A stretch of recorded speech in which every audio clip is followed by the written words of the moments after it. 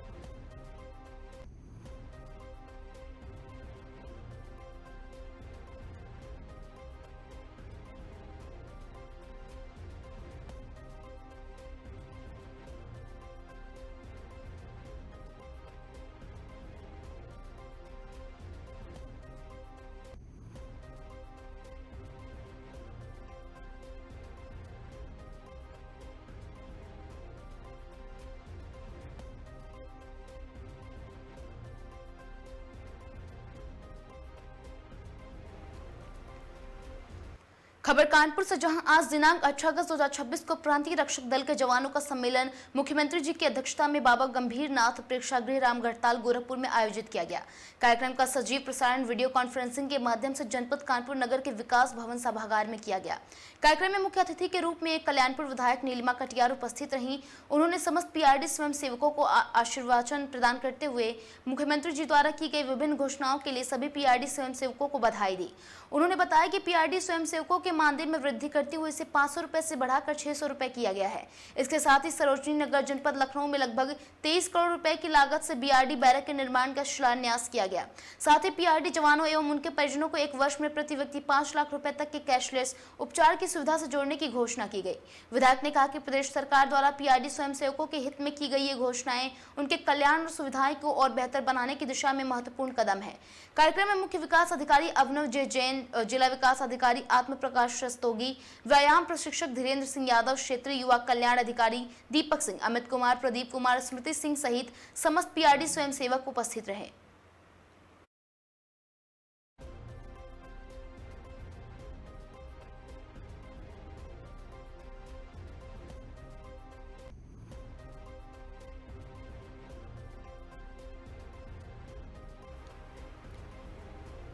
खबर कानपुर से, जहां उचित दर विक्रेताओं का लाभांश 90 से बढ़ाकर 125 रुपए प्रति क्विंटल किया गया। मुख्यमंत्री ने 78,000 से अधिक उचित दर विक्रेताओं को दी सौगात। कानपुर नगर के करीब 1,376 कोटेदारे होंगे लाभान्वित।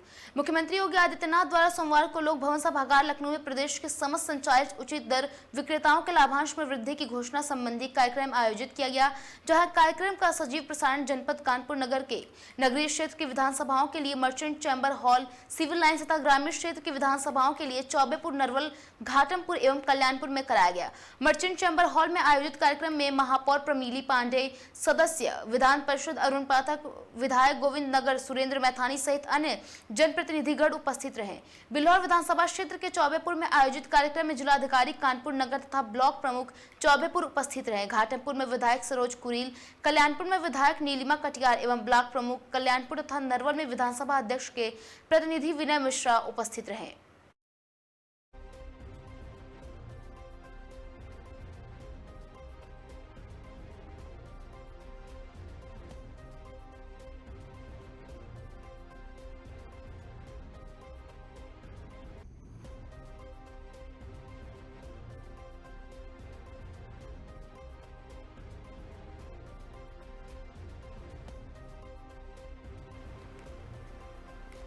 खबर कानपुर से, जहां गंगा नदी का जलस्तर चेतावनी बिंदु से नीचे, सतर्कता बनाए रखने के निर्देश। जिलाधिकारी जितेंद्र प्रताप सिंह ने सोमवार को वर्षा के दृष्टिगत सदर तहसील के कटरी क्षेत्र में स्थित ग्राम चैनपुरवा का निरीक्षण कर गंगा नदी के जलस्तर और संभावित जलभराव से निपटने की तैयारियों का जायजा लिया। ग्राम प्रधान रवि निषाद ने बताया कि इस वर्ष अभी तक गाँव में जलभराव की स्थिति उत्पन्न नहीं हुई है और वर्तमान स्थिति पूरी तरह सामान्य है। जिलाधिकारी ने गंगा नदी के जलस्तर की जानकारी लेने के साथ नाविकों की उपलब्धता, नावों की स्थिति तथा आवश्यकता पड़ने पर राहत एवं बचाव कार्यों में उपयोग होने वाली अन्य जरूरी सुविधाओं के संबंध में जानकारी प्राप्त की। उन्होंने संबंधित अधिकारियों को सभी आवश्यक संसाधन तैयार रखने और स्थिति की नियमित निगरानी करने के निर्देश दिए। जिलाधिकारी ने बताया कि वर्तमान में गंगा नदी का जलस्तर सुरक्षित है तथा चेतावनी बिंदु एवं खतरे के निशान से नीचे है। फिलहाल किसी प्रकार की चिंताजनक स्थिति नहीं है, लेकिन वर्षा को देखते हुए पूरी सजगता बनाए रखने की आवश्यकता है। उन्होंने जलस्तर बढ़ने अथवा जलभराव की स्थिति उत्पन्न होने पर तत्काल प्रभावी कार्यवाही सुनिश्चित करने के निर्देश दिए। निरीक्षण के दौरान ज्वाइंट मजिस्ट्रेट उप जिलाधिकारी सदर अनुभव सिंह और तहसीलदार सदर विनय कुमार द्विवेदी उपस्थित रहे।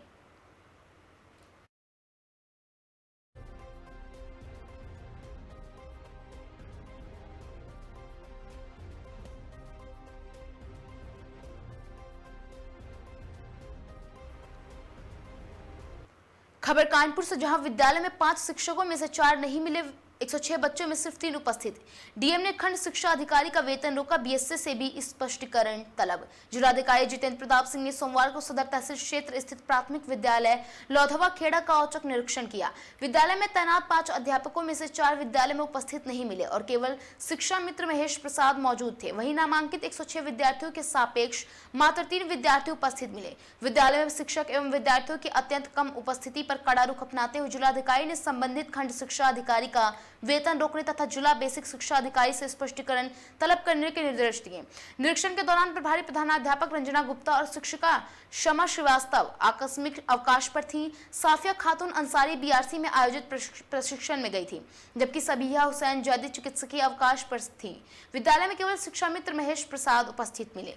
जिलाधिकारी ने गहरी नाराजगी व्यक्त करते हुए कहा कि खंड शिक्षा अधिकारी का दायित्व था कि शिक्षकों के अवकाश एवं प्रशिक्षण के बावजूद विद्यालय में पठन पाठन की समुचित व्यवस्था सुनिश्चित की जाए। एक ही दिन अधिकांश शिक्षकों के विद्यालय में उपस्थित न रहने से शिक्षण कार्य प्रभावित होगा। उन्होंने भविष्य में ऐसी स्थिति उत्पन्न न होने देने के निर्देश दिए।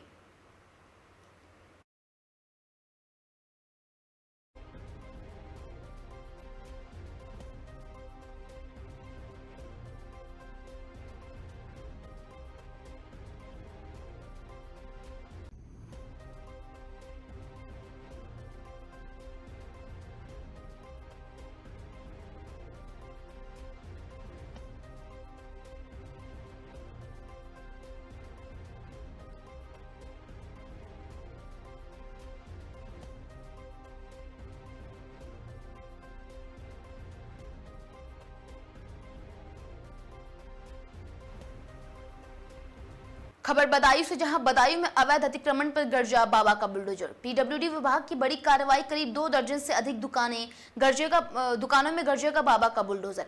बदायूं के दातागंज में बाबा का पीला पंजा हुआ शुरू। पीडब्ल्यूडी विभाग के एई अभिषेक कुमार ने बताया कि मेन सड़क के बीच रोड से 45 फीट तक विभाग की सड़क है, जिसे चौड़ीकरण कराया जाएगा।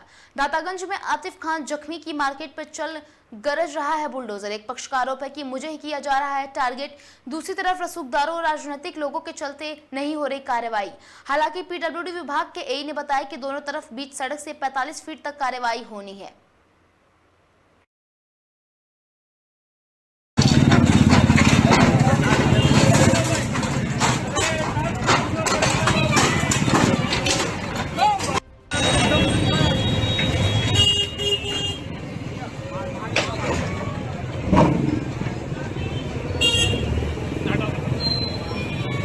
आज अतिक्रमण अभियान चलाया गया, किस लिए चलाया गया? ये पीडब्ल्यूडी की जो रोड है, इसके किनारे पे जितनी राजस्व भूमि, सरकारी भूमि आ रही थी, उनपे जो है कुछ लोगों द्वारा अवैध अतिक्रमण कर लिया गया था, एनक्रोचमेंट जो हम कहते हैं।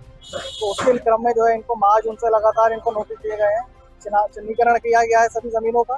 उसके क्रम में लगातार 3-4 नोटिस इनको दिए गए, समय सीमा इनको दी गई खाली करने की, अपना अतिक्रमण स्वतः हटाने के लिए इनके द्वारा अतिक्रमण नहीं हटाया गया। उसी के क्रम में आज जो ये सब अतिक्रमण जो है पीडब्ल्यूडी रोड से हटाया गया। क्या माने क्या इसका? इस सड़क पे जो है, सड़क के मध्य से 45 फीट दोनों तरफ भूमि सरकारी भूमि है पीडब्ल्यूडी।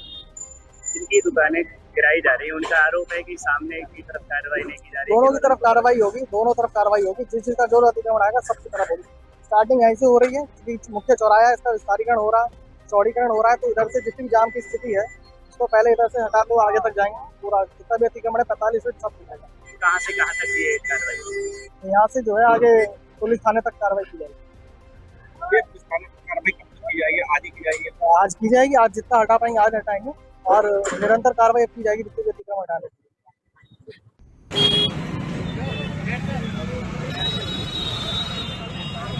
खबर मऊ से, जहां मऊ नगर पालिका परिषद के वार्ड नंबर 30 में पिछले करीब 3 वर्षों से नाला और रास्ता नहीं बनने से नाराज लोगों ने मंगलवार को नगर पालिका परिषद कार्यालय के बाहर जमकर हंगामा किया। प्रदर्शनकारियों ने अपनी समस्याओं के समाधान की मांग को लेकर अधिशासी अधिकारी के कार्यालय के बाहर प्रदर्शन किया। साथ ही प्रदर्शन का नेतृत्व पूर्व चेयरमैन एवं सपा प्रत्याशी आबिद अख्तर ने किया। प्रदर्शनकारियों का आरोप है कि वार्ड में लंबे समय से नाला और रास्ते की समस्या बनी हुई है, लेकिन बार बार शिकायत के बावजूद अब तक इसका स्थायी समाधान नहीं कराया गया। हंगामा बढ़ता देख अधिशासी अधिकारी प्रदर्शनकारियों पर नाराज नजर आए। नगर पालिका कार्यालय में काफी देर तक गहमा गहमी का माहौल बना रहा। लोगों ने चेतावनी दी कि यदि जल्द नाला साफ नहीं किया गया और रास्ते का निर्माण नहीं कराया गया तो वे आंदोलन को और तेज कर देंगे। नगर पालिका परिषद का कार्यालय शहर के शाही कटरा इलाके में स्थित है।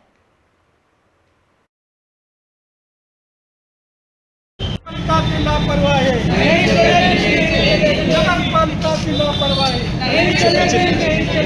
नगर पालिका की लापरवाही, नगर पालिका की लापरवाही। ये चीजें आके यह करना कि नगर पालिका के कार्यों का, नगर पालिका इतने सारे कार्य करती है वार्ड स्तर, जनता से जुड़े हुए सभी समस्याओं का समाधान सबका हम लोग संज्ञान लेते हैं। जनता दर्शन में 10 से 12 जनता की समस्याओं का समाधान सुनते हैं और आके किसी भी संस्था के नारे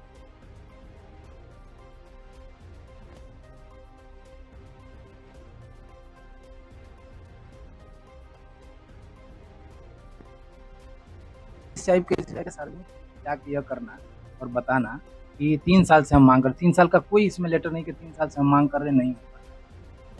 हाँ, 3 साल का पुराना हमारे नहीं, इनके कहना है कि लिखना ये मांग कर रहे हैं, हमने यही को दिया बताया वार्ड मेंबर को, लेकिन कार्य नहीं हुआ।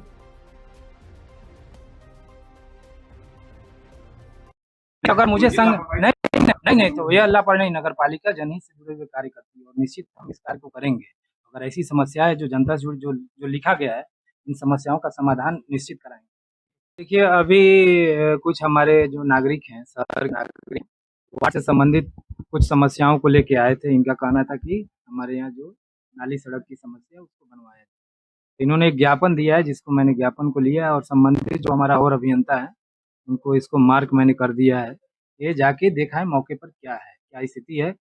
अगर जनहित से जुड़ा हुआ मामला है और राहगीर इससे परेशान हो तो निश्चित इसको परियोजना में शामिल करेंगे हम और इसको बनवाएंगे। ये वार्ड नंबर ये मेंबर साहब जो आए थे, हम मेंबर खुद बाकी का मामला है। नहीं, नाराज नहीं, जैसे किसी चीज को जनता के शिकायतों को अगर हम जनप्रतिनिधि के रूप में आ रहे हैं तो निश्चित हमें संवैधानिक ढंग से आके किसी चीज को रखने की जरूरत है। नारेबाजी आके यह बताना है कि 3 सालों से समस्या है और 3 साल की समस्या इन्होंने बताया, लेकिन 3 साल का कोई ऐसा लेटर नहीं लगाया कि 3 साल से हम मांग करते आ रहे हैं लेकिन नहीं हो रहा है। तो 3 साल का मामला रहता तो लेके आते कि 3 साल से हमें उपेक्षा किया जा रहा है, हमारे वार्ड में काम नहीं हो रहा है, चाहे ये जनहित से जुड़े मामले को उठाया नहीं जा रहा है। फिलहाल कोई ऐसा लेटर नहीं था और आज आके इनके द्वारा ये दिया गया, इस पर जरूर इस पर संज्ञान हमने लिया है, जिसको मैं दिखवाऊंगा कि क्या है, कि इस पे कैसे कार्य अगर विगत 3 वर्षों से अगर नहीं हो पा रहा है तो इसकी क्या समस्या है, इसको देखा जाएगा।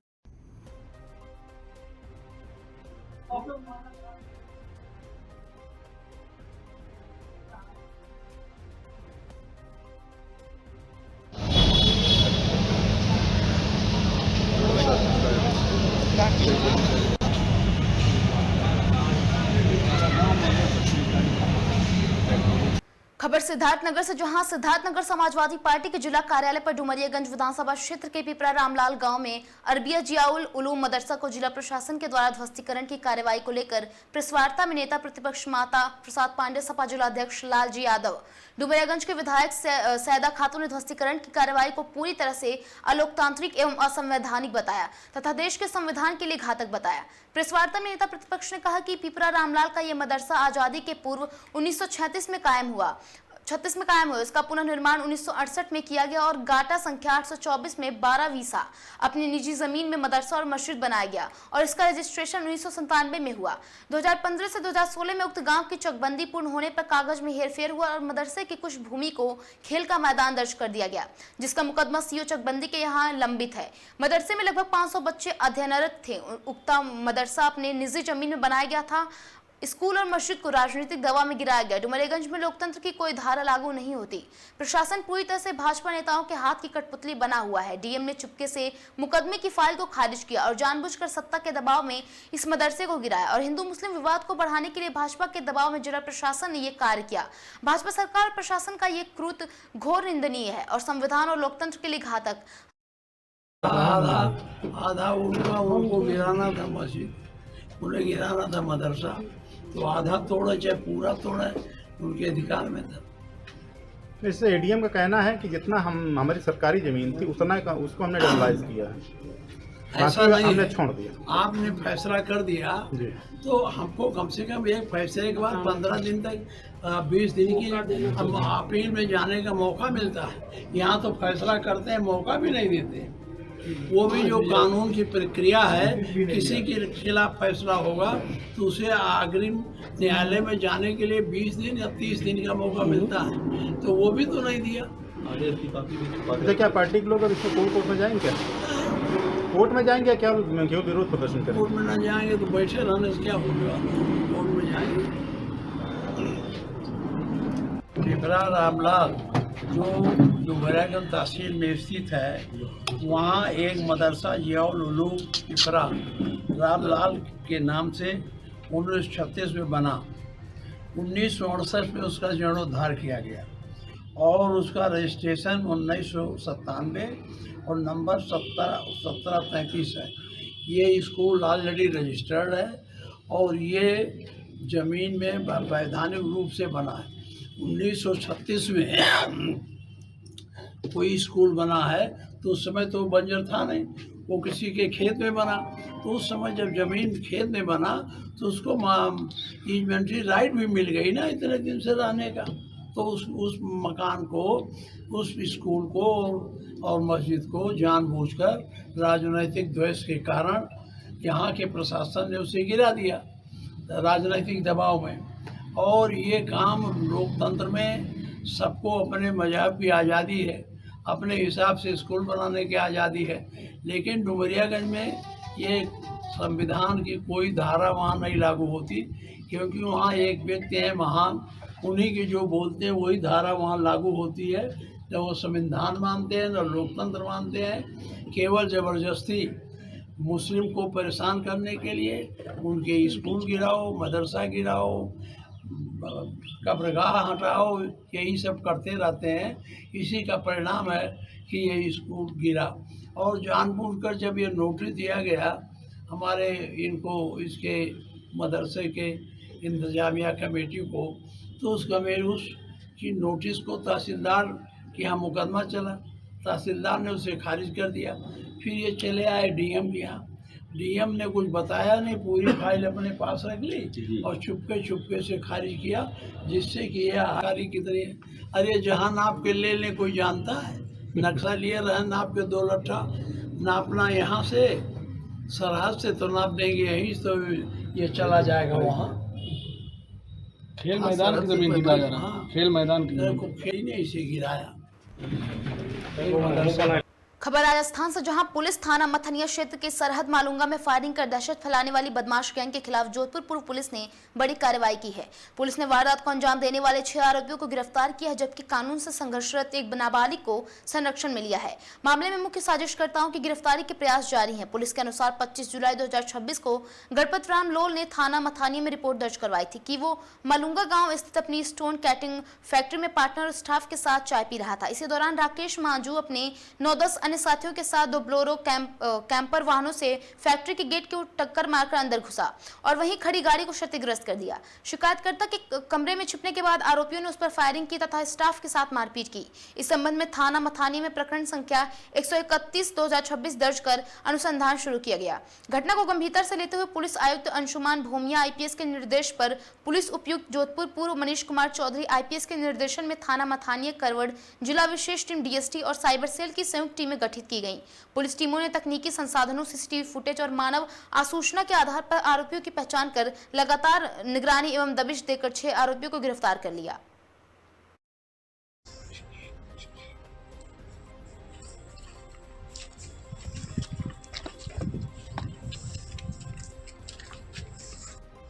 सर क्या घटना हुई थी और अब तक कितने आरोपी पकड़े गए? 25 जुलाई को मथानिया थाना क्षेत्र में एक स्टोन क्रशर पे फायरिंग की और मारपीट की घटना सामने आई थी। वो स्टोन क्रशर गणपत राम लोल के नाम से था। तो उसके पश्चात 131 नंबर मुकदमा दर्ज किया गया मथानिया थाने के अंदर। और इस केस के अंदर अभी करीब अलग अलग 4 से 5 टीमें बना के हमने राजस्थान और राजस्थान के बाहर के स्टेट्स में भी भेजी और राजस्थान के भी कम 4 से 5 जिलों के अंदर हमारी अलग अलग टीमें गई। और इसी के पश्चात अभी हमने 6 आरोपियों को गिरफ्तार किया है उसमें, और एक नाबालिग भी हमने दस्तयाब किया उसमें। और बाकी जो आरोपी हैं उनकी भी आइडेंटिफिकेशन कर ली गई है, पहचान कर ली गई है और उनके पीछे हमारी टीमें दिन रात लगी हुई है और उनको भी जल्दी गिरफ्तार कर लिया जाएगा। सर कहाँ की लड़ाई थी, कारण क्या? उनकी पुरानी रंजिश है। आरोपी और परिवादी दोनों ही पक्ष जो हैं वो हिस्ट्री शीटर हैं, अलग अलग थानों के। कुछ वेस्ट के हैं, वेस्ट डिस्ट्रिक्ट जोधपुर के, और कुछ जो है बाकी और दूसरे डिस्ट्रिक्ट्स के। तो इनकी पुरानी रंजिश है, माइनिंग से रिलेटेड है, पुरानी इंफॉर्मेशन शेयरिंग से रिलेटेड है। तो इसी के चलते इनके बीच में पहले भी मारपीट की घटनाएं सामने आई थी और अभी एक घटना जुलाई में आई। सर मुख्य आरोपी कौन है सर? मुख्य आरोपी अभी हमने चिन्हित कर लिया है और इन्वेस्टिगेशन की लेटर स्टेजेस में आपको मुख्य आरोपी भी बता दिया जाएगा। पीछे सर इनके पीछे कौन हो सकता है, कोई बड़ा साजिश वगैरह? जी, ये चीज़ें अभी तक इन्वेस्टिगेशन की प्रिलिमिनरी स्टेजेस में है और मैं इतना बताने देना चाहता हूँ कि जो भी इसके पीछे है और जो भी मुख्य आरोपी है वो चिन्हित कर लिए गए हैं और हम उनको आज नहीं तो कल जल्दी गिरफ्तार करेंगे। कहाँ से गिरफ्तार किया? जो हथियार वगैरह बरामद हुए, जो 6 लोगों को आपने, ये अभी पुलिस रिमांड पे उनको हम लेके आए हैं। 20 तारीख तक सभी का पुलिस रिमांड मिला है और इस पुलिस रिमांड के अंदर उनसे अच्छे से इन्वेस्टिगेशन और पूछताछ करी जाएगी और उन्होंने जहाँ भी अपने हथियार वगैरह और जो साधन वगैरह जो यूज़ किए हैं उन सब के ऊपर हम इन्वेस्टिगेशन कर रहे हैं। सर कहाँ से गिरफ्तारी हुई है इनकी? एक की गिरफ्तारी तो हुई है राजस्थान के बाहर से, बाकी जो हैं वो जोधपुर शहर के, बाकी 4-5 लोगों के और नाम चिन्हित हैं। फिलहाल इन खबरों में इतना ही। मैं थी आपके साथ रिद्धि त्रिपाठी। देखते रहें आगाज टाइम।